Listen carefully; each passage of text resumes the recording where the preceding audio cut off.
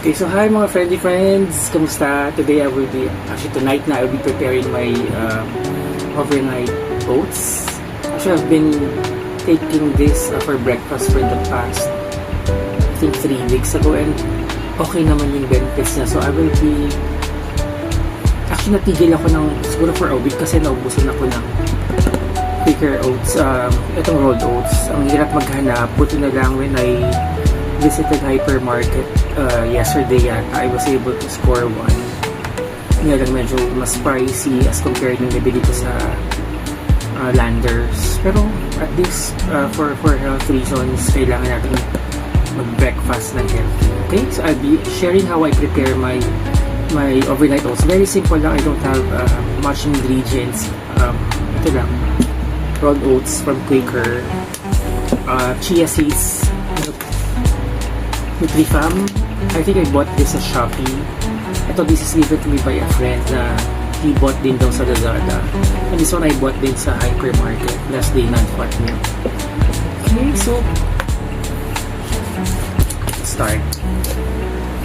Open natin ito. Diba? Kakabili ko lang kahapon.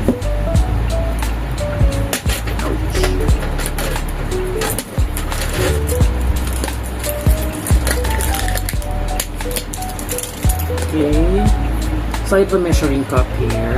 This is, you can see the label, 1/2 cup.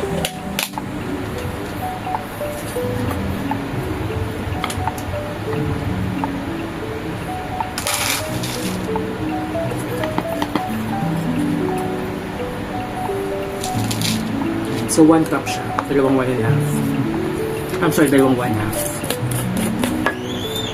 Then I'll add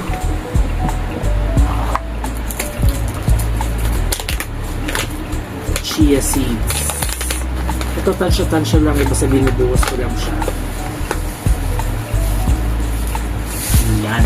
To add texture lang dun sa aking breakfast tomorrow.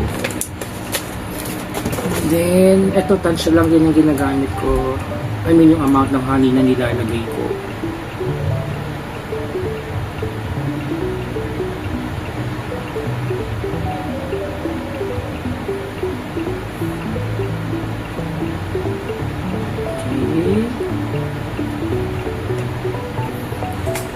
I think legit siya, OG na honey, kasi hindi siya I tried putting it sa freezer, hindi naman siya tumugas. Sabi that's one of the tests daw to check if your honey is legit or not. I'm not sure. Then, let's add milk.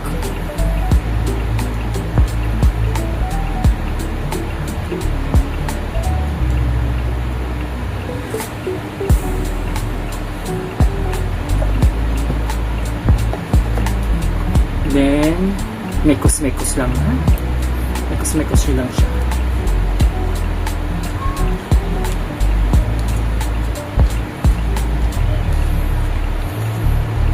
Yan, once very much mixed na yung mga ingredients, very simple lang, lagay mo lang sa ref.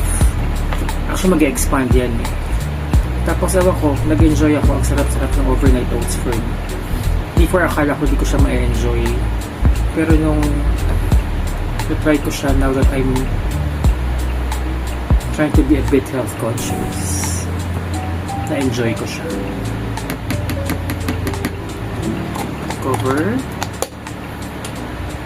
Yan, sabi ko sa ref. Tomorrow I'll share with you kung ano itsura niya for breakfast. Thank you for watching. Bye!